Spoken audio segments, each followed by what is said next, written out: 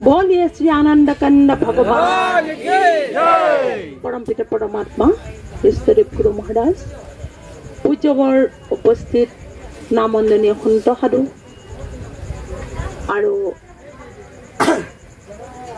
আজি ডিব্ৰুগড় অন্তৰ্গত নাদুৱা অঞ্চলৰ আজি যি ভাগৱত ভক্তৰ বিয়োগাত্মক যি জ্ঞান যজ্ঞ ৰাখিছে এই বৈদেহী আত্মাৰ সদ্গতি অৰ্থে শোকাকুল পৰিয়ালৰ সন্তুষ্টিৰ অৰ্থে যি মহান যজ্ঞ এই মহান যজ্ঞক কোনোৱে কয় দিব্য যজ্ঞ কোনোৱে কয় ব্ৰহ্ম যজ্ঞ আৰু কোনোৱে কয় এক শান্তি পবিত্ৰ গংগা এই মহান যজ্ঞত ভাগ ল'বলৈ অহা সমূহ আদৰণীয় ভাগৱত অনুৰাগী ভক্তবৃন্দ আৰু জানিবলৈ ইচ্ছা কৰা মা দেউতা ককাই ভাই বন্ধু বান্ধৱ তথা বিভিন্ন প্ৰান্তৰ পৰা অহা গণ্যমান্য ব্যক্তিসকল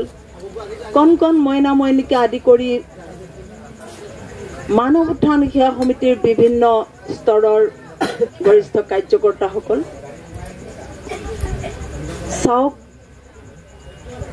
এয়া এক পবিত্ৰ বগা কাপোৰৰ মাজত আমি আজি সময়ৰ তত্ত্বদৰ্শী মহান পুৰুষৰ চৰণ ক্ষেত্ৰত সন্ত সাধুৰ সান্নিধ্যত আমি আজি এক শোকাকুল পৰিৱেশত আমি পবিত্ৰ আৰু দৃঢ় মন লৈ বহিছোঁ অৰ্থাৎ আমাৰ বিদেহী আত্মাৰ সদ্গতি অৰ্থে বা যিকোনো এটা বাহানা লৈ ভগৱানে ভক্তক আত্মাৰ খোৰাকে দিয়ে আজি আমাৰো তেনেকুৱা এটাই মোকা মিলিছে সেইকাৰণে আমি চাৰিওফালৰ পৰা মন একাগ্ৰ কৰি কেৱল আমি কাই বাইক মন চিতেৰে আমি আজি হৰি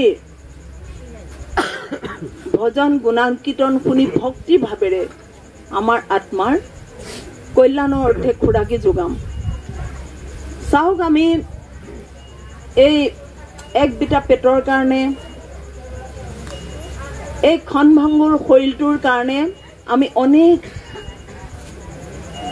কষ্ট কৰোঁ অনেক সংগ্ৰহ কৰোঁ কিন্তু ই নাচবান আত্মা নাচবান নহয় কিন্তু আমি শৰীৰটোৰ কাৰণে অনেক ডেইলি আমি ভোজন তৈয়াৰ কৰোঁ নানা সুস্বাদু ব্যঞ্জন কিন্তু আমি আত্মাৰ খোৰাকিৰ কাৰণে আমি কোনো চিন্তা নকৰোঁ আত্মাই কি খাইছে তো আত্মাৰ ভক্তি ভোজনেই একমাত্ৰ খোৰাকি আৰু এই খোৰাকি আমি কেতিয়াবা মাহেকৰ মূৰত কেতিয়াবা সপ্তাহৰ মূৰত কেতিয়াবাহে মিলে তো সেইকাৰণে হে ভাগৱত অনুৰাগী ভক্তবৃন্দ যিসকলে জ্ঞান পাইছে সেইসকলৰ তো নাম সিংহক আমি জগাই লৈ যদি ভক্তি ভোজন নিদিওঁ তেতিয়াহ'লে এদিন আমাক নিশ্চয় মনৰ সিংহই ওলাই আহি আমাৰ মনকে কামুৰিব তো সেইকাৰণে হে ভাগৱত অনুৰাগী ভক্তবৃন্দ চাওক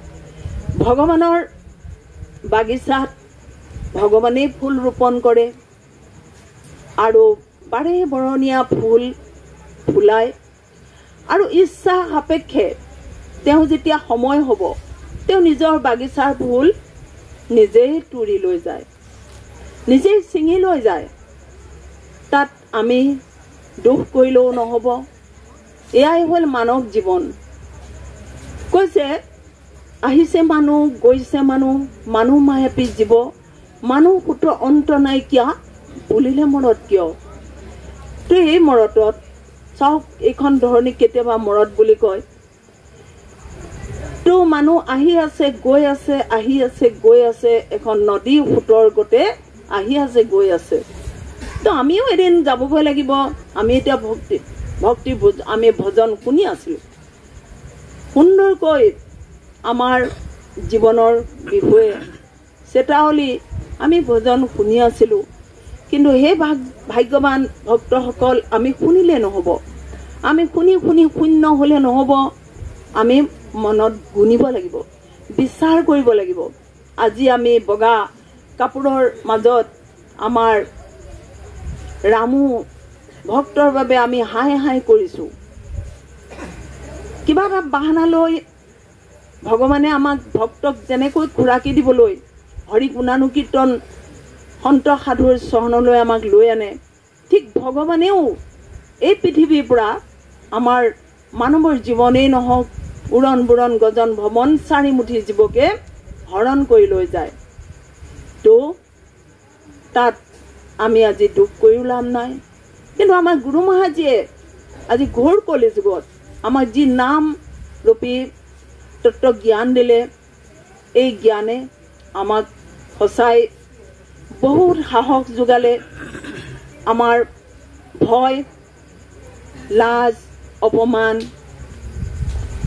এইবিলাক আমাক দূৰ কৰি দিলে। যি অভয় ব্ৰহ্ম পাই আমি আজি আমাৰ ভয় নাই।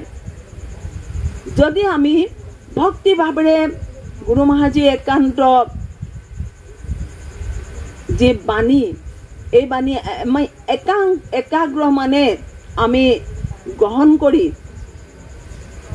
আৰু সন্ত সাধুৰ বাণী আমি হৃদগত কৰি আমি যদি আমাৰ এই সংসাৰ অসাৰ সংসাৰ বুলি ক'লে, এই অসাৰ সংসাৰত আমি সাৰ বস্তুৰ লগত সং কৰি আমি দুখে সুখে আমাৰ কৰ্তব্য পালন কৰোঁ, তেতিয়াই হ'ল আমাৰ জীৱন সোণৰ সংসাৰ। চাওক, আমি সংসাৰ পাতো কল্পনা সংসাৰ, সোণৰ সংসাৰ গঢ়িম বুলি, কিন্তু এইখন অসাৰ বুলি কৈছে। এইখন সংসাৰ সাৰ নহয়, অসাৰ, ই লগত নাযায়। আজি ৰামু গুচি গ'ল, ইয়াত কোনো নগ'ল, কিন্তু থাকি গ'ল তেওঁৰ স্মৃতি। তো কৈছে কবিয়ে, ফুল মৰহি যায় ৰৈ যায় প্ৰীতি, মানুহ মৰি যায় ৰৈ যায় স্মৃতি। তাৰ ভাল কৰ্ম আজি ৰামু ভকতৰ থাকি গ'ল কৰ্মৰাজি, কিন্তু মানুহজন গুচি গ'ল, তাৰ স্মৃতি থাকি গ'ল। ঠিক তেনেকৈ ফুলৰ ভিতৰত ৰাণী গোলাপ ফুল, গোলাপৰ ফুল কেনেকুৱা বুলি ক'লে আমাৰ মনলৈ আহি যায়, নাকত এবাৰ সুবাস লাগি যায়, মিঠা সুগন্ধ লাগি যায়, সেই সুগন্ধ থাকি যায়।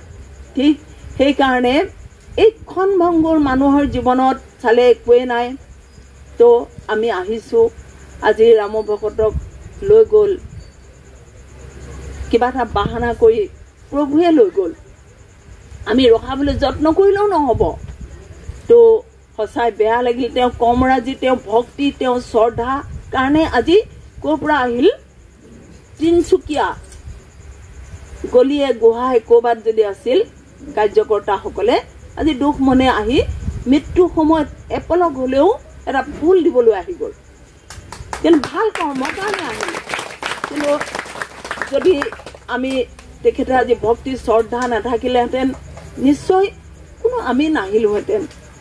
তো সেই ভাগৱত অনুৰাগী ভক্তবৃন্দ, গুৰু মহাজীৰ অসীম কৃপা, আমি মানুহৰ জনম লৈ যে আমি এটা সেৱাৰ মোকা পালোঁ। পৰৰ কাৰণে কান্দিব জানিলে সংসাৰ সুখৰ ঠাই বুলি ক'লে, আমাক পাৰমাৰ্থিক জ্ঞান দিলে আমি পৰৰ কাৰণেই কেৱল কান্দিব লাগে, ইয়াত কোনো ভেদভাৱ নাই। আজি চাওক, গুৰু মহাজীয়ে আমাক এখন তলি দিলে, য'ত কি কৈছে, সৰু বৰ ধনী দুখীয়া অন্ধ কোলা বোবা আজি একো নাই, উচ্চ নিচ্চ ভেদভাৱ একো নাই। সকলো আমি এখন দৰিত এডাল ফুলৰ মালাই নহয়, এখন দৰিত আমি এখন ফুলৰ বাগিচা। গুৰু মহাজীয়ে আমাক মালি ৰূপে কেৱল পালন কৰিছে। আজি সন্ত সাধুক আমাৰ মালি হিচাপে পঠাই দিলে, তো দেশ ভাল কৰিবলৈ। তো আমি ভক্তিৰূপী সাৰ পানী দিলে আমাৰ নিজৰ ফুলজোপা আজি সুগন্ধ বিয়পি পৰিব। এয়া এপাহ হৰি ফুল, এয়া ভগৱানৰ হৰি ফুল, যিপাহ দিব্য পাৰিজাত, ৰাতিয়ে ফুলে আৰু ৰাতিয়ে মাৰ যায়। এই ইন্দ্ৰ কানন ফুলি থকা হৰি ফুল, শাস্ত্ৰই কয় এই সৎসংৰূপী যি মহামেলা, এয়া এপাহ হৰি দিব্য ফুল। তো এই ফুলপাহ সুগন্ধ চাৰিওফালে গুচি যায়। আজি সেইকাৰণে মানৱ ধৰ্ম নামত আজি চাওক ৱৰ্ল্ডৰ চেৰিটেবল সংস্থা নম্বৰ 1ত আজি আহি পৰিছে। একমাত্ৰ গুৰু মহাৰাজে অসীম কৃপা। আহক চাওক মানুহৰ জীৱন আমিও যে আজি নাযাম এই কথা নহয়। তো মনুষ্যৰ জনম লৈ আহিলো আমি, যাবগৈ লাগিব পৃথিৱী এৰি। ৰজা প্ৰজা সকলোৰে একেখনি ঠাই, শ্মশান বুলিলে মনাই ভয় লাগি যায়। শ্মশান বুলিলে মনাই ভয় লাগি যায়। তো সঁচাই শ্মশান বুলি ক'লে ভয় লাগে, মৃত্যুলে আমাৰ সকলোৱে ভয় লাগে। কিন্তু আমাৰ গুৰু মহাৰাজে আমাৰ সন্ত সাধুৱে আজি কৈ আছে কিছুমানক লোহাৰ শিকলিয়ে বান্ধি লৈ যায় আৰু কিছুমানক সোণৰ সিংহাসনত লৈ যায়। সঁচাই আমি দেখিছোঁ কত প্ৰেমী মৃত্যু মুখত, মৃত্যুত যেতিয়া আমি যাওঁ ফুল দিবলৈ কত খেচৰি মুদ্ৰা নাম স্মৰণ কৰি ধুনীয়াকৈ গুচি যায় হাঁহি হাঁহি, মুখত কোনো বেয়া ৰোল নাথাকে। আজি আমাৰ ভকতজনও আমি মুখখন চালোঁ সুন্দৰ যে উঠি মাতিব এতিয়া যে মৃত্যু হোৱাই নাই তেনেকুৱা দেখা গ'ল। তো চাওক সেয়াই হ'ল আমাৰ ভকতৰ ৰং সঁচা। আজি গুৰু মহাৰাজে আমাক ভকতৰ সঁচা ৰং আজি পৃথিৱীত বোলাবলৈ আমাক পঠালে। আমি নিজৰ ব্যক্তিগত কামতে, আমি ঘৰতে, আমি পৰিয়ালতে, নিজৰ অঞ্চলতে আমি সীমিত নাথাকি আমি বিভিন্ন জনৰ মাজত যাতে এই সুগন্ধৰ ফুলৰ সুবাস আমি বিলাব পাৰোঁ। এয়াই আমাৰ জীৱন, এয়াই আমাৰ কৰ্তব্য আৰু এয়াইহে আমাৰ লগত যাব। আহক আমি পূজনীয় বাইদেউসকলৰ চৰণত যাওঁ। তো একাগ্ৰ মনে আমি হৰিশ্বৰ চাহ শুনিম। চাওক আজি যদি এই সন্ত সাধুৰ সংগম কেলে দিলে, সৎসংগৰ দ্বাৰা জ্বৰভৰত নহয়, ধুন্দুকাৰী গোকৰ্ণৰ কাহিনী শুনিছে। ধুন্দুকাৰী যদি আত্মাই সদগতি প্ৰাপ্ত কৰিলে 7 দিনত, তেওঁ পাপাচাৰ দুৰাচাৰ তেওঁ ভ্ৰষ্টাচাৰ আছিল। কিন্তু আমাৰ ৰামুপ্ৰেমী ইমান ভ্ৰষ্টাচাৰ দুৰাচাৰ নাছিল, ভকত আছিল। তো এদিন সৎসং শুনি তেওঁ যদি আত্মা ক'ৰবাত হাৱা ৰূপে আছে, নিশ্চয় আজি সৎসংগৰ দ্বাৰা তেওঁ নিশ্চয় গতি পাব। আমি ভগৱানৰ ওচৰত প্ৰাৰ্থনা কৰোঁ তেখেতক যাতে সুন্দৰভাৱে আকৌ আধৰুৱা জীৱন পুৰাবৰ কাৰণে তেওঁক যাতে গুৰু মহাৰাজৰ চৰণত ঠাই দিয়ে। এয়াই আমাৰ প্ৰাৰ্থনা। হৰি ওম তৎ। बोलिए श्री सद्गुरुदेव महाराज की जय। परमाइधा जगत जननी माता की जय। भक्त भगवान की जय। मानव धर्म की जय। मानव धर्म की जय।